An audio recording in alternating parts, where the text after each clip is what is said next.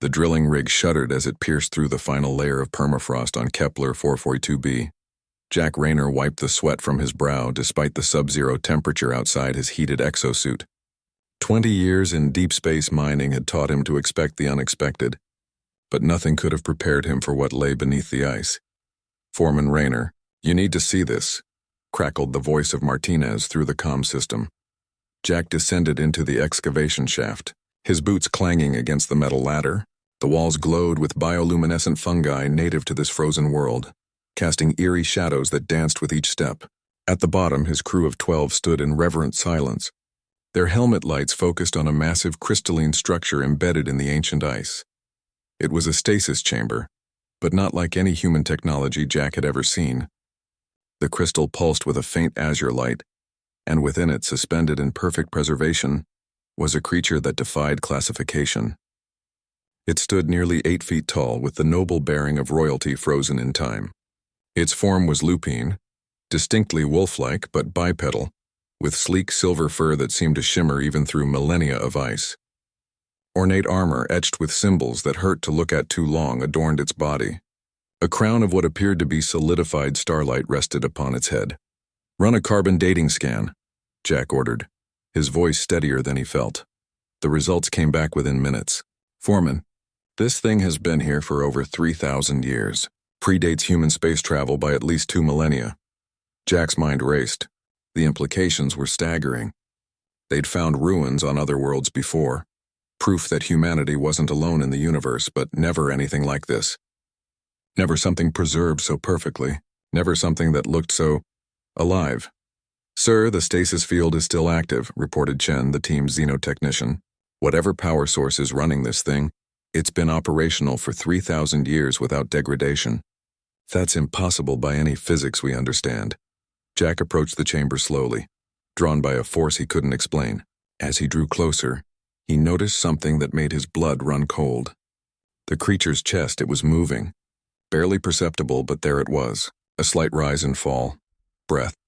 "That's impossible," Jack whispered. "Nothing survives 3,000 years in stasis. The cellular degradation alone would—" The crystal suddenly flared bright, bathing the cavern in brilliant blue light. Cracks spiderwebbed across its surface, and a sound, ancient, powerful, and unmistakably alive, resonated through the ice. It was a howl that echoed not just in their ears but in their very bones, carrying with it the weight of empires long fallen and civilizations turned to dust. "Everyone back," Jack shouted, but his crew was already scrambling toward the ladder. The stasis chamber shattered. Fragments of crystal, each containing enough energy to power a small city, scattered across the cavern floor. The figure within collapsed forward, caught by instinct alone as Jack rushed forward against every survival instinct screaming at him to run. She was impossibly heavy, and impossibly warm.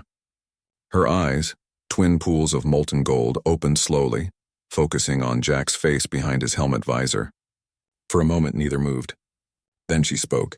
The words were in a language dead before humans had learned to write, yet somehow, impossibly, Jack understood them. "How long?" Her voice was like thunder rolling across distant mountains. 3,000 years, Jack replied, not knowing how he was speaking her language. Only that he was. Something flickered in those golden eyes. Pain, loss, memory. "My empire. My people. My world." Each word carried the weight of entire civilizations. "Gone," Jack said softly, with more gentleness than he'd known he possessed. "I'm sorry." The alien Empress, for that's what she had to be given the regalia, should have collapsed, should have raged or wept or simply died from the shock. Instead, she drew herself up to her full imposing height, and Jack saw why her people had followed her. There was steel in her spine that 3 millennia of frozen sleep hadn't dulled. "You are human," she stated, studying him with an intensity that felt like being examined at the atomic level. "I remember your species, young, fractious, barely crawling from your homeworld when my empire spanned 100 systems."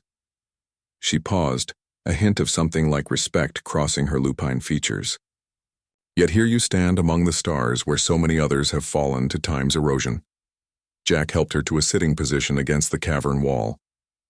His crew watched from the ladder, weapons drawn but not aimed. Good.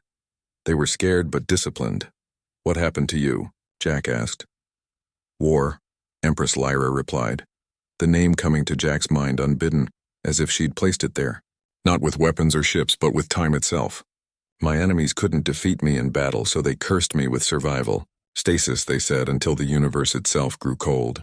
They destroyed my people, my worlds, and left me to wake in a cosmos where I would be utterly alone. She looked at Jack then, really looked at him, and he saw past the predator's exterior to something achingly familiar. Loss. The burden of command. The weight of being responsible for others. But I still breathe, she continued, her voice growing stronger. And while I breathe, I am not defeated. Jack couldn't help it, he laughed. A short barking sound that echoed in his helmet. Lady, I don't know what kind of species you are, but you'd fit right in with humanity. We're too stubborn to know when we're beaten, too. For the first time in 3,000 years, Empress Lyra smiled, revealing fangs that could tear through steel. Then perhaps, she said, I have not awakened in such a desolate age after all. Tell me, human foreman Jack Rayner. Yes, I pulled your name from your thoughts. Old habits, does your species still know how to fight?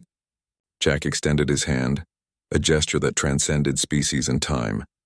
Ma'am, we invented being too angry to die. Welcome to the 24th century. You're going to love it here. Her massive paw engulfed his hand, warm despite millennia of frozen sleep. Above them, 3,000 years of ice groaned and shifted, but neither moved. In that moment, in a forgotten cavern on a frozen world, two warriors from different ages and different species found something humanity had always been good at creating. An alliance built not on similarity, but on mutual stubborn refusal to stay down. The universe, Jack thought, was about to get a lot more interesting.